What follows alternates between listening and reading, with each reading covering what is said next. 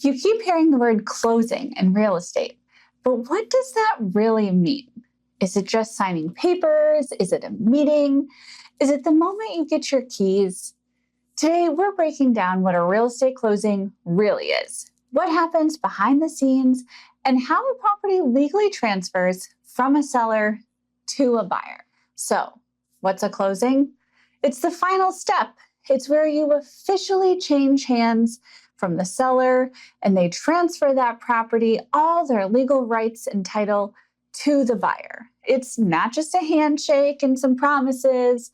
It's a very carefully coordinated legal and financial process with some very specific documents.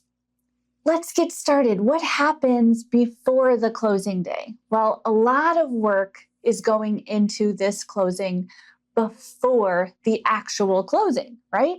The buyer's going to secure their financing. There's going to be inspections and appraisals completed. You're going to have a title company who does a ton of research about the property. If they find title issues or liens, they're going to make sure that those get handled along with any other legal concerns. And then that title company is actually usually who prepares all of the closing documents, whether it's deeds and affidavits and tax requirements. So by the time you reach your closing day, everything has already been lined up so that you have a nice, smooth transfer. So what actually happens at the closing? Well, on your closing day, the buyer and the seller are going to sign a series of legal documents, not just one or two, a whole bunch. So what's the seller signing? They're at least signing a deed. That's the big one. The really, really important document that we said conveys title from the seller to the buyer. Now, bear in mind that the seller is signing this document. It's going to be notarized. It's got to be in front of a notary, right? And the buyer isn't always present while this document is being signed.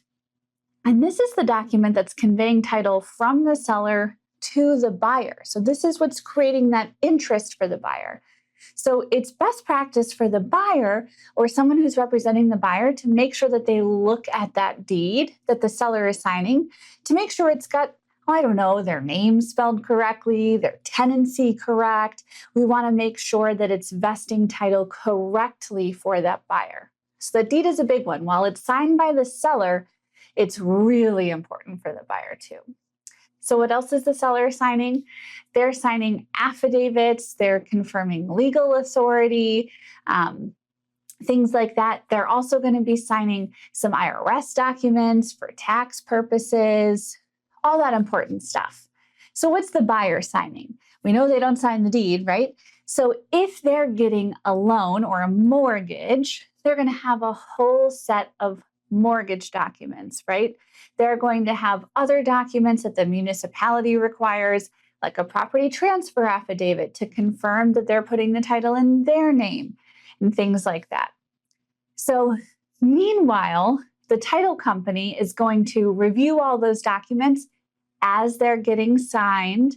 They're going to collect the funds from the different parties. They're going to disperse the funds to the other parties, like the seller, so that the seller gets paid, to the municipality so we can make sure that the taxes get paid, things like that. The title company is also going to ensure that the deed and the mortgage are properly executed and recorded, right? They've got to get filed with the county as well. So the most important part, how does the property actually transfer? How does it go from the seller to the buyer? It's that deed, right? That's the legal document that's going to transfer title. And then for it to be enforceable against any other interests or other people, and in order for you to have priority over somebody else who may make a claim on that property, like we said, it has to be recorded. The title company is going to take that deed and they're going to take it down to the county and they're going to make sure that it gets officially recorded and stamped so that the buyer has good title and so that you officially own the property. So that recorded deed is what makes the transfer real, legal, and enforceable. It creates legal ownership. The municipality may not know the property was sold, though, So make sure that buyer is filing that property transfer affidavit too. So what about the money? Where does the money go? So remember, the buyer sent all of that money to the title company. The title company is going to disperse that money according to the settlement statements. So the seller is going to receive their proceeds. Any mortgages that the seller had are going to get paid off. The real estate agents, any vendors, they're going to get paid taxes and fees. The title company is going to ensure that every dollar goes exactly where it's supposed to go. So I'm the buyer. When do I get my keys? Well, it's kind of the last thing that usually happens, right? So sometimes it may or may not happen at the closing table, at your closing appointment, but it will happen after all the documents are signed and all the money is collected. So it's kind of that last piece of the closing process. So our real estate closing connects all of our legal paperwork, financial transfers, recorded ownerships into one seamless event.